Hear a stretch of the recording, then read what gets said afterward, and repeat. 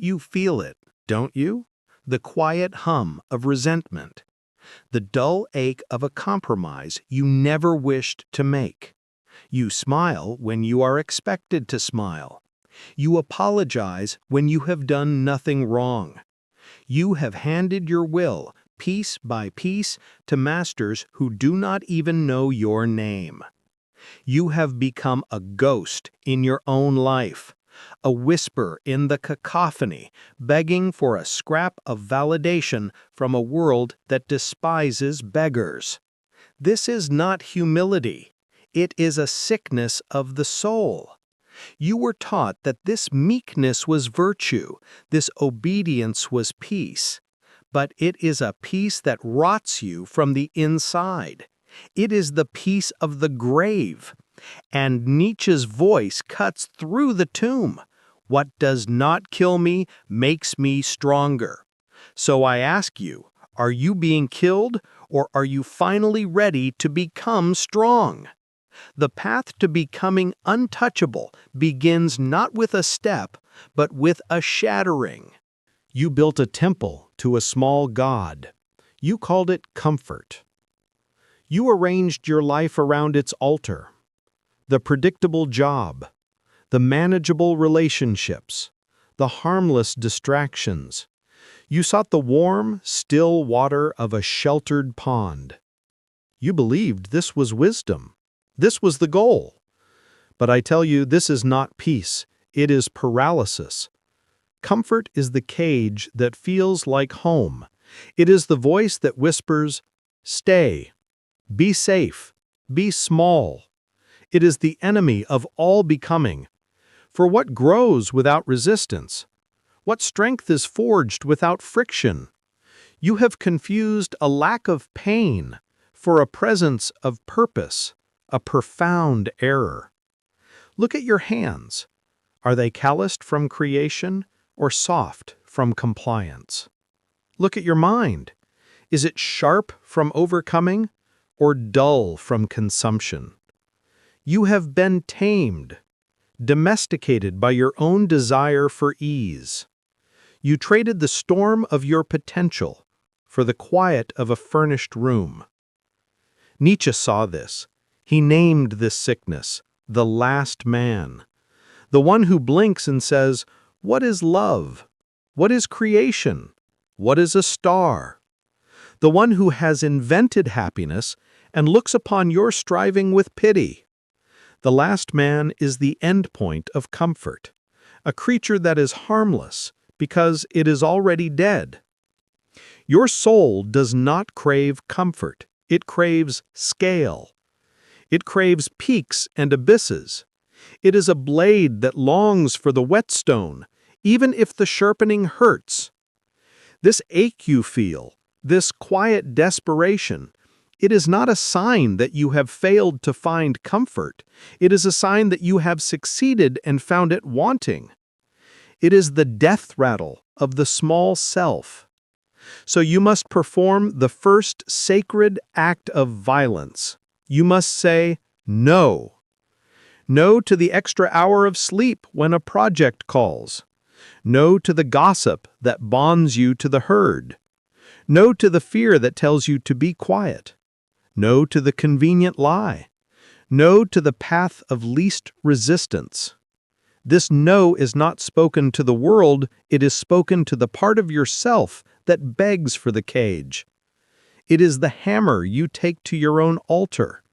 You must shatter the idol you built with your own hands. This will feel like a loss. It will feel like madness. To the herd it is. They will watch you walk away from their feast and into the desert, and they will call you a fool.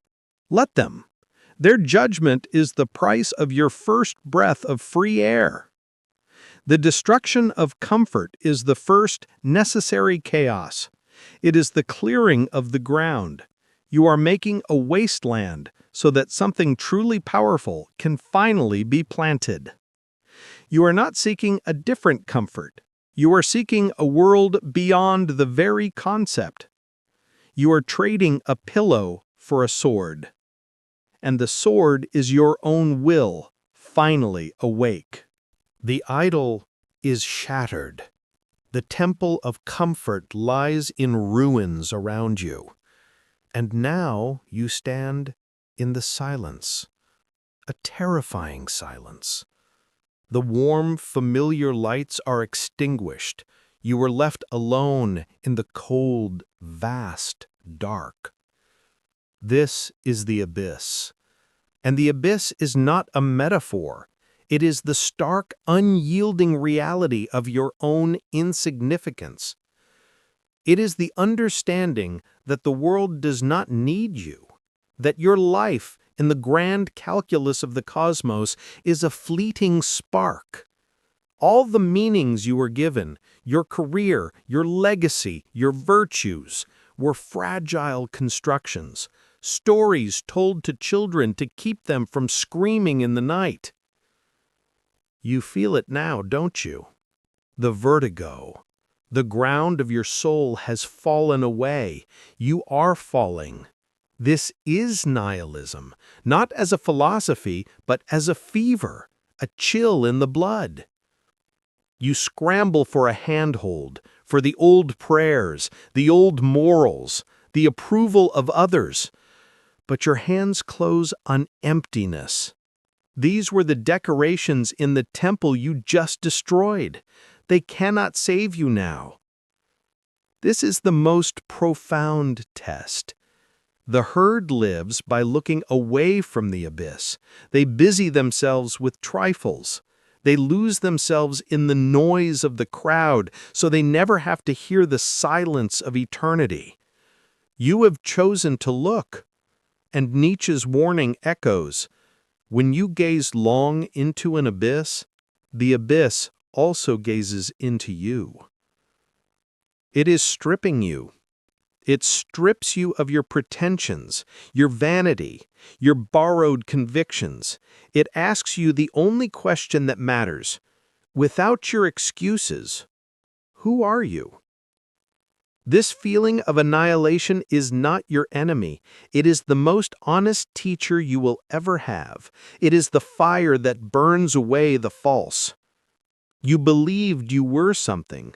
You are nothing, a conscious nothing, capable of will. This is the fertile void, the state of pure potential. Before a star is born, there is only a cloud of dark, dispersed matter. This is what you are now. You are no longer defined by what you were. You are not yet defined by what you will become. You are free. For the first time, you are truly free, free from the opinions of the dead, free from the expectations of the living. The abyss has granted you this terrifying, magnificent gift. It has given you nothing, and from this nothing, you must create everything. Do not rush to fill the silence. Do not seek a new idol to replace the old. Sit in this nothingness. Let it scour you clean. Let it humble you into power. You are not falling. You are floating in the infinite space of your own possibility. The abyss has gazed into you and found you ready to be unmade. From the nothingness, a force stirs. It was always there, beneath your obedience, beneath your apologies, a constant subterranean pressure. You misnamed it. You called it ambition or anxiety or the need to be loved. You dressed it in the clothes of your time and called it by other names. But its true name is the will to power. This is not a desire for tyranny over others. That is the cry of the weak, the resentful, the slave who dreams of becoming the master. The true will to power is more fundamental. It is the biological imperative of life itself. It is the drive to grow, to overcome, to expand, to become more than you are. The tree that cracks the pavement does not hate the stone. It simply expresses its nature. It reaches for the sun. Its will is its growth. Your will is your growth. Look at your life, your hunger for a better body, your frustration with a stagnant mind, your yearning to create something that did not exist before. This is not vanity. It is the will to power. Your spirit demanding to be more. But you were taught to fear this force. You were told it was sinful, arrogant. You were given a conscience that punishes you for your own strength. So you turned this will against yourself. You became the policeman of your own soul. You channeled that magnificent outward driving energy into the petty dramas of the inner world. Resentment, self-pity, the need for validation. These are not your true desires. They are the perversions of a will to power that has been shackled, poisoned, and directed inward. This is what Nietzsche called the morality of slaves, a system designed to make the strong feel guilty for their strength and the weak feel righteous in their weakness. You have been living on a diet of spiritual poison, and you wonder why you feel sick, why you feel weak. The will to power is the engine. Your resentment is the engine seizing, grinding its own gears to dust. To become untouchable, you must stop apologizing for the engine. You must stop trying to dismantle it. You must instead learn to channel its awesome force. You must aim it outward, toward the world, toward your own highest possibilities. Your every action, every thought is an expression of this will. The question is not whether you have it, but what you do with it. Do you use it to build your own mountains, or do you use it to dig your own grave? Embrace the engine. Stoke its fire. Direct its thrust. Let your growth be your only morality. Let your expansion be your only goal. The will to power is not your demon, it is your divinity waiting to be reclaimed. The engine is stoked. The will to power roars to life. And now the war begins.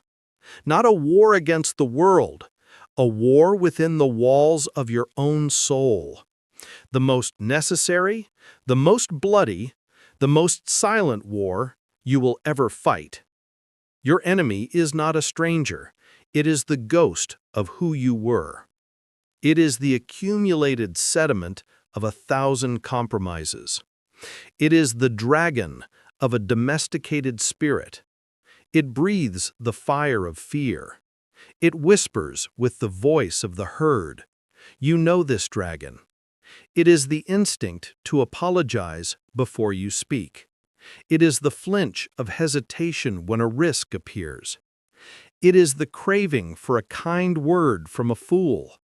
It is the part of you that would rather be liked than be right, that would rather be safe than be free. This dragon was not born with you. It was sculpted, year by year, insult by insult, reward by reward. You were taught to feed it, to believe its whispers were your own thoughts. You believed its chains were your own bones. Nietzsche declared, "One must still have chaos in oneself to give birth to a dancing star." The dragon is the order imposed upon your chaos, the tame, predictable, and safe order. To give birth to your star, you must first unleash the chaos. You must slay the dragon. This is not a single battle. It is a campaign of 1,000 daily executions. You execute the thought that seeks external validation. You execute the fear that avoids necessary conflict.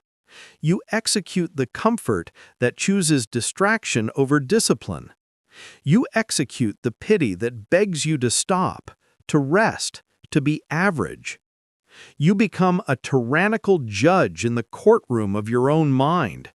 Every weak impulse is brought before you, and you show no mercy. Mercy to the weakness is treason to the strength. This war is fought with the weapons of action. You do not argue with the dragon. You ignore its roars, and you act. You act against the fear.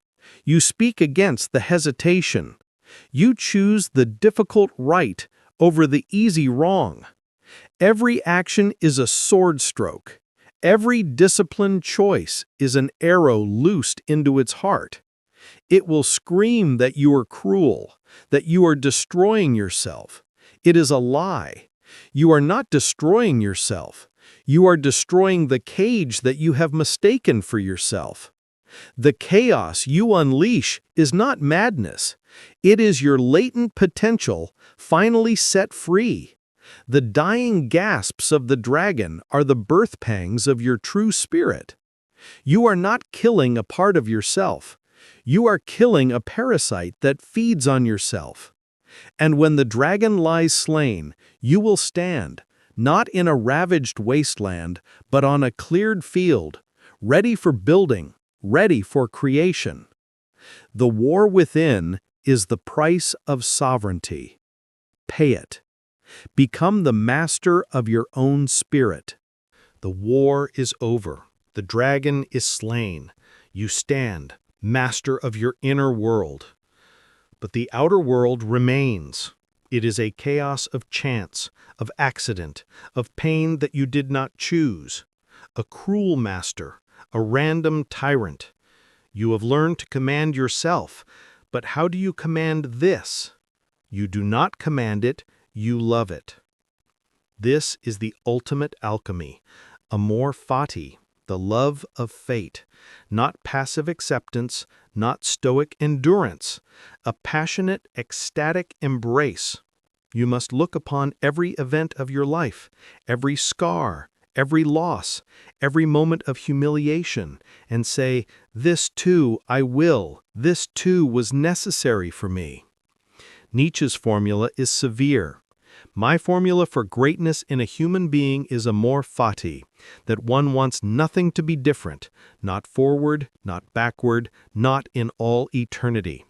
Not merely bear what is necessary, still less conceal it, but love it. Your past is not a chain. It is the raw material, the unshaped marble. You have been crying over the scars in the stone, wishing for a different block. The higher man takes the hammer and chisel.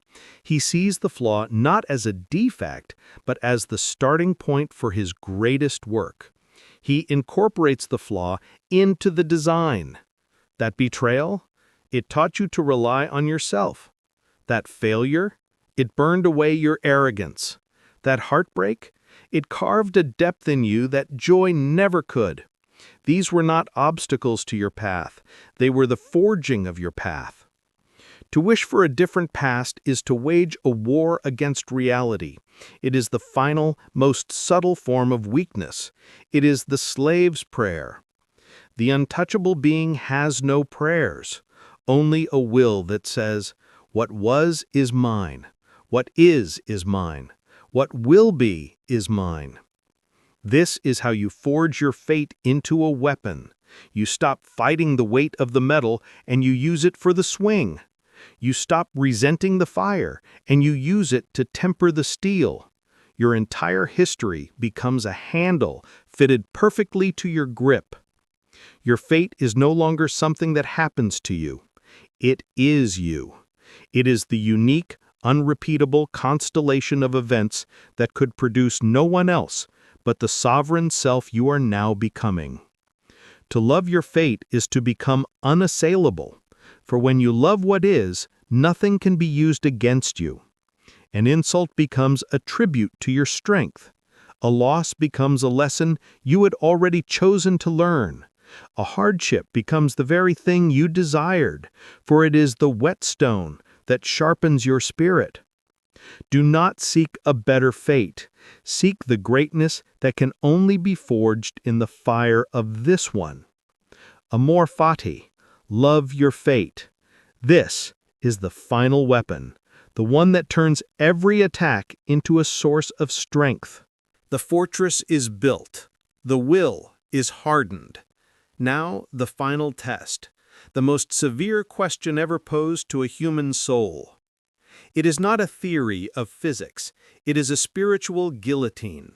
A thought experiment that separates the sovereign from the slave, the creator from the consumer, the untouchable from the broken. Here is the question, in all its terrifying simplicity. What if a demon crept into your loneliest loneliness and said to you, "This life as you now live it and have lived it, you will have to live once more, and innumerable times more, and there will be nothing new in it, but every pain and every joy and every thought and sigh must return to you, all in the same succession and sequence." Could you bear it? Or would you gnash your teeth and curse the demon who spoke thus? Look at your life, not at the highlights, not at the curated victories. Look at the mundane, the petty resentments, the moments of cowardice, the compromises, the secret shames, the mediocre days, the entire unedited film of your existence. Would you crave its eternal return? Or does the very idea fill you with a metaphysical dread? This is the ultimate measure of your transformation. The man who has slain his dragon, who loves his fate, does not merely endure this thought. He craves it.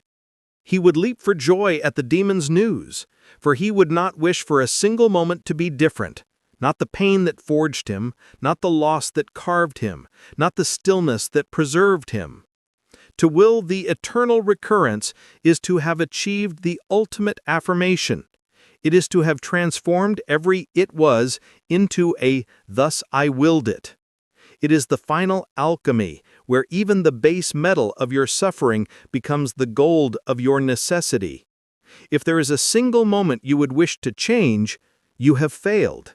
You are still a slave to regret. You are still fighting your fate. You have not fully loved what is. But if you can look upon the entirety of your life, the humiliations, the mistakes, the heartbreaks, and shout a triumphant divine "Yes," then you have passed the test. You have become the creator of your own universe, a universe you would gladly inhabit for all eternity.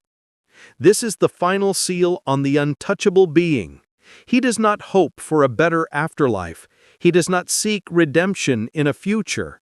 He has redeemed his past by the sheer, violent force of his affirmation. He has made his life a work of art so perfect, he would sign his name to it an infinite number of times. The question is not whether the eternal recurrence is true. The question is whether you can live as if it were. Can you? The demon waits for your answer. The demon is answered. The yes has been shouted into the abyss.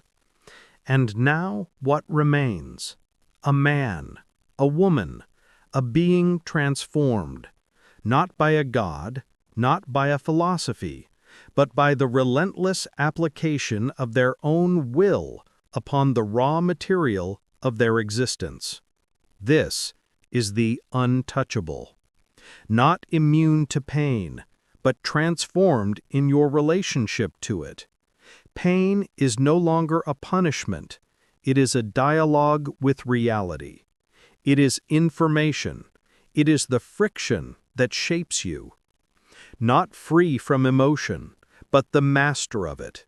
Your emotions are a deep, still lake, not a churning, storm-driven sea. You feel, but you are not your feelings. You observe them. You choose which, if any, to act upon. Not isolated from the world, but radically separate from its valuations. Praise does not elevate you. Blame does not diminish you. You have moved beyond the economy of approval. You are a self-contained system, a sovereign state with a population of one. You walk through the world as a monument walks through time, silent, imposing, unmoved by the weather. You do not seek to be understood. For you are not a text to be read by strangers. You do not seek followers, for you are not a prophet. You are an example, a signpost that points only to itself. Your power is no longer something you wield. It is something you are. It radiates from your silence. It is felt in your calm. It is the gravity of a concentrated life. People will not know why they are drawn to you or why they fear you. They simply are. You have become a fact of nature. The herd will continue its dance. It will chase its trinkets and scream its opinions. You watch it now not with contempt, but with the detached curiosity of a naturalist observing a fascinating species. You can move among them, interact, even partake, but you are not of them. You are a different order of being. Your will has become a self-perpetuating force. It creates its own values. It sets its own goals. It is a law unto itself. You are no longer becoming, you are. And in that being, you find a solitude so profound, it becomes a form of companionship with the cosmos. You have climbed the mountain not to look down on others, but to be closer to the sun, to breathe a different air. This is the end of the journey, the final stage. There is no higher rung on the ladder. There is only the walking, the breathing, the willing. You are a finished thing, a complete system, a closed loop of power. You are untouchable not because you are shielded, but because you have integrated all that could once touch you. You have made the world a part of you. Now walk. Not towards anything, not away from anything. Simply walk as the monument you have built to your own will. Your presence is your purpose. Your will is your world.